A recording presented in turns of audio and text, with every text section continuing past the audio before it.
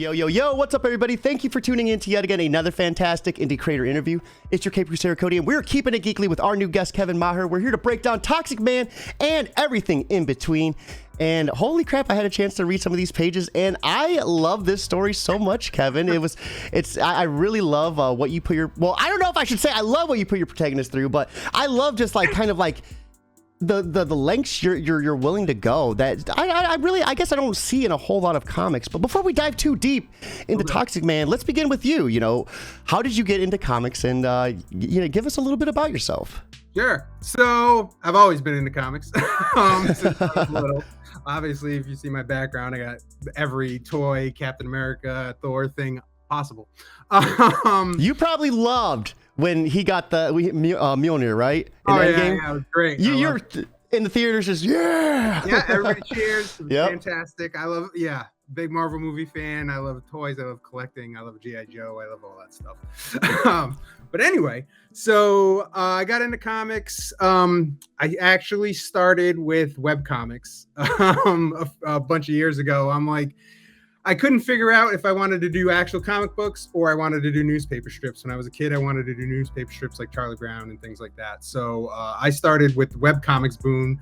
I went right straight into that. I did a very unsuccessful webcomic for about 5 years or so. It was harder than you think. It's hard to get traction, especially in those earlier days of social media. What was it called? It was called Kev's Tees.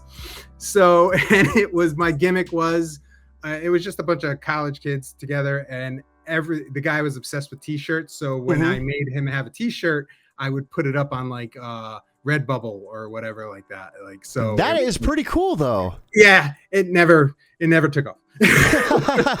Cool idea, but I mean, I really like that though. I think that is a cool idea. I really haven't seen a whole lot where the protagonist, whatever he's wearing, is something you can actually buy and wear.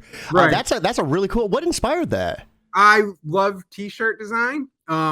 So like I love when I was a kid, you couldn't buy superhero t-shirts. You maybe, if you were lucky, found a Superman t-shirt. And then Batman in the 80s, the Michael Keaton Batman, when that came out, then Batman was everywhere and all you get was Batman shirts. But like having to buy like an obscure favorite character like was not possible unless you really just made it. So when t-shirts started to branch out, I love t-shirts. So I have all kinds of superhero t-shirts, all kinds of cartoon t-shirts, and so it's something I was really into, and I always thought that would have been a cool career to like design t-shirts. So I wanted to try it on my own. The t-shirt did better than the actual webcomics. So. It's still cool though, because you wanted to go down that route anyways with the shirt design. Yeah. So it's cool. One of those ventures popped off. Are you still like doing shirts today? No, I stopped that a while ago, actually. Just those, I found the quality of a lot of those things, Redbubble and all those things, very kind of not great. It became more of like a full-time thing, trying to promote it and everything. And I'm like, I would rather be drawing and making comics than doing t-shirt designs and trying to get people to buy stuff. I just wanted like draw fun things. So I ended that webcomic. I just figured it was time. It wasn't really growing to where I wanted it to be. And I kind of took a break to figure out what I was going to do next. So I started doing, my friend Eric Schultz, she's a writer on Forgotten Home and Deadliest Bouquet. She wanted me to design some logos for her because I have my career day job is graphic design. So I did a couple logos for her. I did some logos for some other people, and that kind of actually took off because the comics she did were done very well. And because of that, my logos got to be seen by a lot of people. So that's so cool. Yeah, so it was really cool. I got my name in the cover, like in the back cover. Like even though it's just logo designer, I didn't have like this huge part in the book, but it felt pretty good. I mean, a logo is a pretty big thing. I feel like if a cool logo really helps sell that book, in my opinion, at least. Well, yeah. In Forgotten Home, I got the design, like the tattoo that all the characters have, like their royalty. That's cool. And they all have the tattoo. So I got to design that for part of her book because she ended up getting that as a tattoo. So It was pretty cool. I got some other logos out of it. I did a few other smaller things. Before that, I did some anthology illustration stuff. I worked on 27 Rock anthology for Red Stylo. It's just some small stories here and there. And yeah, and then I decided after doing logos for a little bit, I was like, why am I just doing the logo? I want to get back to drawing and doing stuff. What happened was the pandemic hit. And I had lost my graphic design job at that time. And it happened to everybody. So, and I had all this time on my hands, and I'm like, what am I waiting? I'm not doing anything. Like, let me do it now. So yeah. I drew the whole thing. I wrote it. I'm not the best writer in the world. I mean, I like comedy kind of stuff from doing the webcomics. So that's where I got like most of my writing skills. So I just decided to just go forth and just produce the whole thing by myself. And I enjoyed having that creative control over every single part, even down to the lettering. So so that's where I ended up.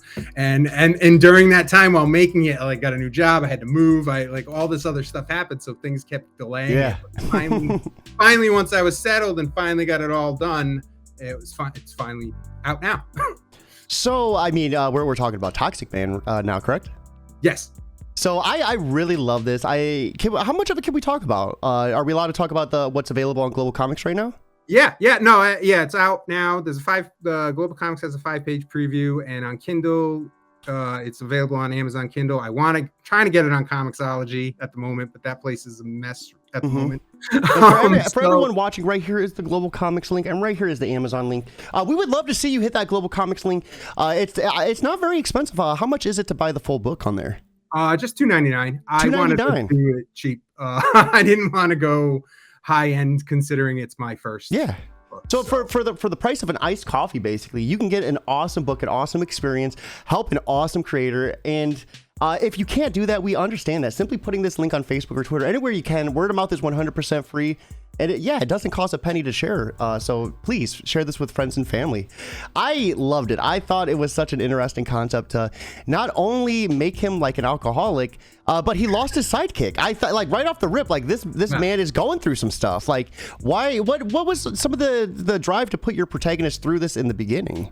Well, it was a lot of personal kind of experience. It felt like as you get older, like when I was younger, I wanted to be this big comic book artist. I wanted to, I used to send samples to all these companies and do all this stuff. And it just felt like at one point you kind of get beat down and downtrodden. And then that's what I felt like at the time when I started writing it. I was like, I feel a little washed up, middle-aged. I want to make a character like that, because every superhero, every comic, everybody's got six-pack abs, everybody's ripped, and it is not like that. Yeah. It's not like that in the world. So, he's got beer gut. He drinks too much because he's washed up, and he just has a lot of problems, just doubts himself, and he doesn't know what he's doing with his life. And that's the way I think probably half the people in the world feel. So, yeah, and he has an interesting ability too. His power, it makes him seem like he's farting, if I wasn't mistaken.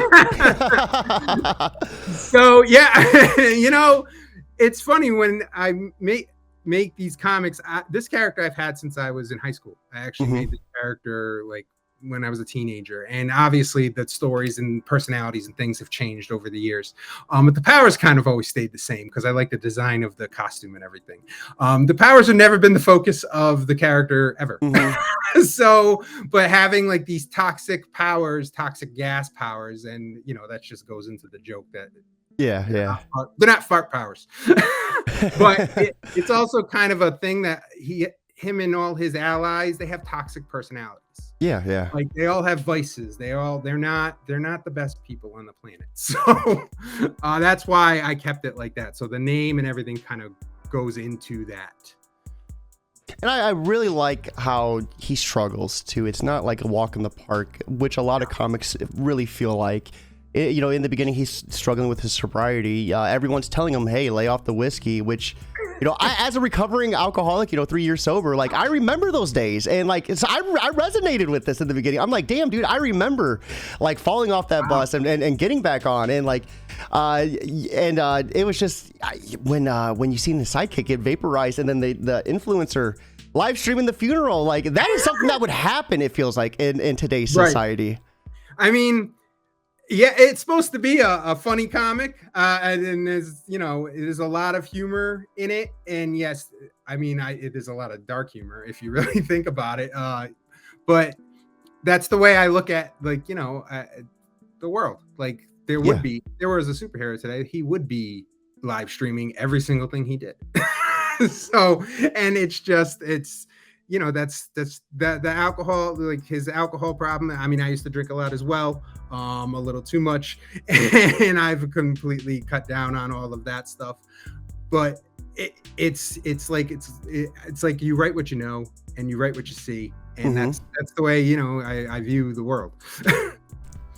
So, what type of like mindset do you put yourself into when you were creating this book? Like, did you have to listen to any sort of music or watch any shows, read any type of media, or was it just like as soon as you got that kick in the butt to get going, you just got going? Yeah, it's kind of what happened. I've been thinking about the story, and what I think about a lot is when I work out and I just go over ideas in my head constantly. So I think about the dialogue, I think about the characters, and that's usually where it comes from. Like when I have a long time, if I'm on commute to work, I just sit there and I think about all this stuff. Actually, a lot of the music I listened to when I was writing, a lot of it was Irish music. Irish drinking music. He was singing an Irish song in. So my original concept was to have like Irish music in. Like I wish I could have done like a soundtrack for the comic, and each scene had a different song. That was going in my head every time I heard that song I thought about that scene and what it was going to be like. So it was it was a little weird. It's not, I don't know if that's normal that people do that. Hey, I mean, you got done with it, so it worked, and what works. So how did the process of creation work for you? I know this idea was something you had in your head since high school, but when you started laying out like the panels and the script, what came first? Was, some of these designs first, or did you come up with the script? So I had most of the character designs already. It was mostly thumbnails. I did it kind of the Marvel way. I did the basic thumbnails and the basic story. I didn't have half the dialogue fleshed out to the lettering stage, to be honest. I had some of the jokes written because I knew where I wanted to go. I knew which panels want to be full, like this is the big full bleed action panel. So I had all the thumbnails done. I had all the character designs, and then I fleshed out most of the dialogue. It wasn't perfect, and then after that I did the coloring and the inking and all that stuff. And then when I went to the lettering stage, that's when I actually wrote a lot of the dialogue and tweaked a lot of the dialogue, which is probably totally backwards, but it worked for me. So how many pages overall? There's some bios in the back of the book and some sketches that I did early on. So I would say the story is about 42 to 43 pages, and then the little extras in the back make the book total about 48 pages. Oh, that is awesome. And you said for $3, that is such an outstanding price. So we had the opportunity to read first couple pages, and Toxic Man is off to a rough start. What can readers expect from this story diving deeper into it? Probably more funny, ridiculous characters. There's some villains in the book that are parodies. Most of the characters are parodies of like regular heroes and stuff. So it's just a lot of weirdness, a lot of silliness. I like a lot of silly humor. I like a lot of animation. I like Bob's Burgers, Rick and Morty, and things like that. So Bob's Burgers just came out with a movie, didn't it? Yeah. So I try to keep my style, my illustration style kind of is more cartoony. It's not very serious. So there's a lot of silly stuff in it, but I'm hoping that it could be, when I do a sequel, it gets even more silly, but then there's like a part that's like serious side, like where he still struggles with problems and things like that. So that's what I think people will enjoy is the goofy humor.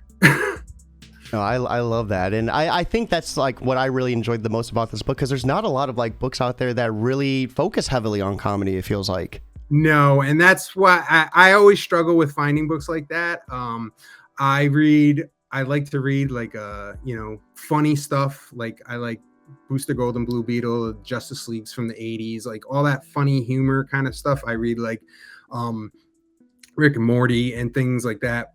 And I like over the top stuff, like G.I. Joe, where they're shooting lasers at each other and no one actually gets killed. Like and everybody parachutes out of an airplane, and everybody like or characters like Lobo, which are just so over the top ridiculous that he like flies through space with like flying dolphins, like I mean space dolphins and stuff. It's like I like interesting illustration styles and things like that. I want to try to keep my books in a realm like that. Well, specifically these characters. I have a ton of other ideas for other books. You are in for a treat. James Gunn, with that DC slate, Booster Gold's getting his own like movie, isn't he? I'm thrilled about it. Yeah, yes. I would love to see that. Because Guardians and stuff for Marvel is like my equivalent. So I love Guardians. So predictions on Guardian Volume 3. Who do you think is going to die? I feel like someone has to. Drax. I thought it was going to be Raccoon. Yeah, no, Rocket. I think it's because Batista keeps saying that he's exiting the Marvel Universe. That's true. I'm pretty sure that's going to be the end of him. He dies in the comics at one point. They bring him back. They bring everybody back. But I think it'll be him. And that makes sense too, because I heard him and James Gunn are really tight, and James wants to get him into the DC universe. God. I didn't know that. I didn't know that. Yeah, I wonder who he would be. Yeah, there was a lot of speculation about Bane, but I don't think he wants to play Bane. But back to Toxic Man. Anytime I get a chance to geek out, it's I got to indulge just a little bit. So that's okay. Me too. Speaking of 2023, what's on the slate for you? Outside of Toxic Man, I know you said you hinted towards a sequel, but yes. What else? So I have like a small list of ideas that I'm hoping to move forward with. I wanted to once this released, I wanted to do some promotion, obviously, and then see how it did. If there was any interest in a sequel. I have a horror comic idea because I like to play around with a lot of art styles. So I have like some ink wash kind of styles that I wanted to try in a horror comic, if that works out. I also have another logo coming out on another Kickstarter for one of Erica Schultz's books. That's going to be done soon. I'm not Congratulations. sure when. Thank you. And yeah, hopefully if this does well enough, I've already started thumbnailing a sequel. So hopefully, and I'm not going to make it as long. That was a big mistake, I think, making it so long for my first book. I think I'm going to pull it back and try to do a regular 22 page sequel if I do that. So yeah, that's probably going to be next. I got a couple horror comic ideas and a couple other funnier comic ideas down the line. That probably won't be till next year or something. But for this year, I think a sequel and maybe a horror comic is hopefully in the works. We'll see. We have Mama Geekly stopping over on Facebook. Hey everyone, love to read a horror comic. Yeah, I would too. Horror and comedy go hand in hand, it feels. Yeah, they do. And I love horror movies. So I always know what's going to happen in those damn things. So I like to sit there and watch them and predict who's going to die first and what's going to happen and the ridiculous things they zoom in on. I was watching one last night. I can't even remember the name of it. And they zoomed in on the guy's bare feet. And I'm like, well, that's how he's going to die right away. It's like, why would you zoom in on that? Like death by feet. That would be horrible. It was insane. It was just so silly. It was unnecessary for him to have no shoes on. It was just stuff like that. And I want to make a horror comic where that stuff is not predictable.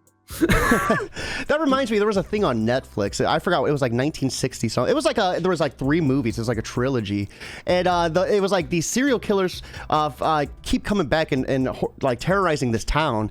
And one of the deaths in it, like it was in a supermarket, and they showed the meat grinder, and you got the feeling like someone's gonna die through that. Exactly. And they fall face first into it. It was just like so bloody and brutal, and it's like this is awesome, but also at the same time that predictability that could kill the experience a little bit. I definitely think it does, and in Comic Toxic Man, I tried to make it if you read it and you get to the end and reveals and stuff, it's not really predictable. I think I have been told it was like, oh, that was interesting. I didn't expect that. So hopefully, that plays into some of my future ideas. Like I can keep that kind of thing up, like where it's like, I don't want to have predictability in comics, in my ideas. I don't want it to be the same generic thing all the time. It's just, that's boring to me. I want something new. No, that is awesome. You also mentioned that for the sequel, you want to make it a little bit shorter. Was it like a troublesome like experience doing 40 some pages? No, I just got impatient. I wanted it out. I wanted it to be out in the world. And I was like, I still have another 10 pages to color. And so I also think I may hire a colorist next time. It is time consuming to do every single thing yourself. So that may have cut down my workflow if I just outsource some parts. But I think if I do everything myself, it definitely, to get it out sooner, because you don't want to release a comic and then 3 years from now release another one and everybody's like, who's this guy? You don't remember him. So I want to be a little shorter. I want the timetable to be a little quicker. It depends on life, but and life can come at you fast. We have Mama Geekly asking if you have any favorite authors. So any favorite books that you like to read or authors that write them? Well, comics. I mostly just read comics. Yeah, so. Me too. She's talking like Stephen King, Clive Barker. No, I have not really. I have been actually going back and reading a lot of Magic the Gathering old novels. Oh God, I love Magic. I've been a Magic player for cardboard crack, man. Yeah. So I actually have been buying old Magic novels and rereading some of them and reading new ones that I've never gotten a hold of in the past. They're actually expensive now. So the stories are wild. The stories are wild as well. I used to play Standard for such a long time, but then I forgot what happened. They chopped the blocks in half or something. I remember I spent like $400 on an Ugin deck, and then I was able to play it for a month or two, or maybe a month. I remember they chopped the block, and then I was so mad I never played it again. I was like, never again, because I was competitive. I like winning. That's a curse of mine. But you start getting a good deck, a landfall deck, and it's game over. Yeah, I used to play in the PTQs, and like I used to sometimes to go to the big events and stuff. But then as I got older, and my friends, they had kids, and they couldn't play as much, and I lost my travel into tournament buddies, and things just kind of, now we just play like casually. So they have this app or desktop where it's like you could buy the packs. I never played it. I think it's Arena, but you can actually play it. Yeah. So okay, so how is that? Is that like, for a Magic player, is that awesome or no? I don't like playing it because I like the actual cards. I like something different about the physical. Playing physical cards is different. The game's not designed to be digital. The game's designed to have cards. So I just like physical media better. I like comic books. I like feeling the pages in my hand. I like toys. I like cards, so it's not the same. If the game was designed to be digital from the get-go, then I'd probably enjoy it more, like Marvel Snap. That was digital right off the bat. I play that all the time. I think it's amazing. But if that was translated to a card game, I don't think it would work as well. Plus, the digitals aren't holographic. I mean, there's something about having a holographic, slamming it down and just utterly dismantling your opponent with it. And you can't get digital cards really signed.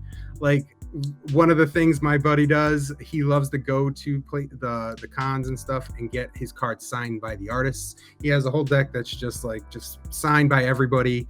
That's part of the joy for him, is to get these physical cards, have the physical artist signature. It's not, you can't. That's so cool. That is so cool. So, Kevin, we've come to one of my favorite parts of the show. That's where I get to ask you for a little bit of advice for anyone who might be listening and wanting to get into comics and maybe struggling a little bit just to get motivated to go. What would be your advice to help them kind of just get that energy to get it done? Well, the way I did it is, everybody has told me this, and number one, just to do it. Like, just get over any fear. Like, no, it doesn't matter if your art stinks. It doesn't matter if your writing stinks. You'll get better as it goes.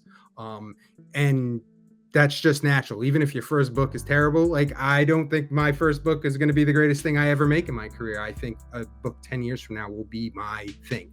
It will be the best thing I'm known for. This will be forgotten probably, but I still did it now.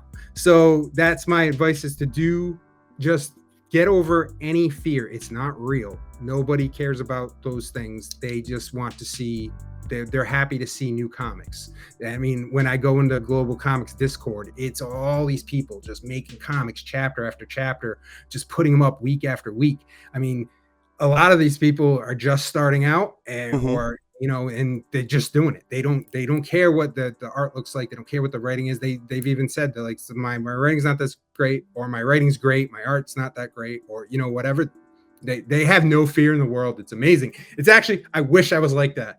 Like, some of these people are amazing. I'm shocked at their attitudes. It's great. So that's my first piece. My second piece is to do everything. Try once, just to do everything, because that's what I did. And you have a definitely bigger appreciation for all the parts. Like the writing specifically, and the lettering as well. Like everybody kind of discounts letters a lot of the times, from my experience, and it's a hard job. it's super hard. And my third piece, if all of that still frightens you and still worries you, do something small first. I started with logos. Like, it's not a big part. Start with coloring, start with inking, start with just penciling, start with just writing something. Like, start with one part. If everything is just too overwhelming, start somewhere. And that's the best advice I can give. Hey, we all got to start somewhere. I remember my first interview and how nervous I was. I used to have to do, before every interview, I would pace around the house. Wow. I'd do a bunch of push-ups because I'd be so nervous. I'm like, I'm gonna push it out. I would take an hour every single interview and go over Google pronunciations, try to read the story 2-3 times. And I would be so nervous. And now it's like, this is interview, I think 308. I see you do interview after interview after interview. I've seen them online. It is addicting. You're like a machine. Well, like for me, I love learning about the creative process and just like everything that goes into it. And I myself, I'm reading, understanding comics. I'm doing my part to kind of just learn how to get within the ends of it, learn the rules, know which ones I can break. So when I start writing my script, I'm not that guy who's like the artist, like, I never want to work with this guy again, So it's kind of like these interviews are kind of like they're nice, we get to talk, we get to promote you, but I also get to learn a little bit myself, and it's kind of like, it's like a win-win all over. Cool. Well, yeah, you're good at it. Thank you so much. Thank you so much. Everyone watching, right here is the link to the Global Comics. Be sure to check out this awesome issue. You can buy it for just the low price of $3. So don't get an iced coffee, don't go out to fast food. Buy Toxic Man today. It is an awesome read, and you can support an awesome creator like Kevin. So Kevin, thank you so much for coming by. Really appreciate it. Everyone watching, I hope you all have a fantastic Friday, but most importantly, guys, keep it geekly.